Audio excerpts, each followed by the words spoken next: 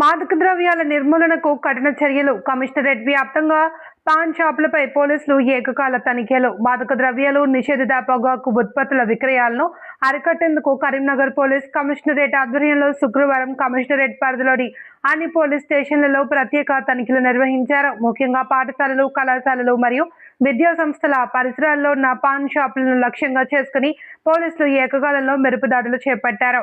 ఈ ప్రత్యేక తనిఖీల్లో మొత్తం 99 పాన్ షాపులను పరిశీలించగా నిషేధిత పొగాకు ఉత్పత్తులు, గుట్కా, సిగరెట్లు తదితర వస్తువులను విక్రయిస్తున్న వారిపై తనిఖీల సందర్భంగా Karimnagar police station, Karimnagar 1 town police station పరిధిలో 11 కేసులు, 2 టౌన్ పోలీస్ స్టేషన్ పరిధిలో 13 కేసులు, 3 టౌన్ పోలీస్ స్టేషన్ పరిధిలో 8 కేసులు, కొత్తపల్లి పోలీస్ స్టేషన్ పరిధిలో 3 కేసులు, హుజూరాబాద్ పోలీస్ స్టేషన్ పరిధిలో 8, కేశవపట్నం పోలీస్ స్టేషన్ పరిధిలో 1 కేసు, జమ్మికుంట పోలీస్ స్టేషన్ పరిధిలో 4, వీణవంక పోలీస్ స్టేషన్ పరిధిలో 1, ఇల్లందుకుంట పోలీస్ స్టేషన్ పరిధిలో 3 కేసులు నమోదు చేశారు. మొత్తం 99 పాన్ షాపులను తనిఖీ చేసి నిషేధిత పొగాకు ఉత్పత్తులు, గుట్కా, సిగరెట్లు విక్రయిస్తున్న వారిపై 52 కేసులు నమోదు చేసి చట్టపరమైన చర్యలు చేపట్టారు.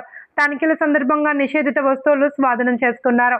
ఈ సందర్భంగా పోలీస్ కమిషనర్ గౌసాలం ఐపీఎస్ మాట్లాడుతూ యువత మాదక ద్రవ్యాలు మరియు హానికరమైన పొగాకు ఉత్పత్తుల బారిన పడకుండా కాపాడేందుకు పోలీస్ శాఖ నిరంతరం ప్రత్యేక చర్యలు చేపడుతోంది అని అన్నారు.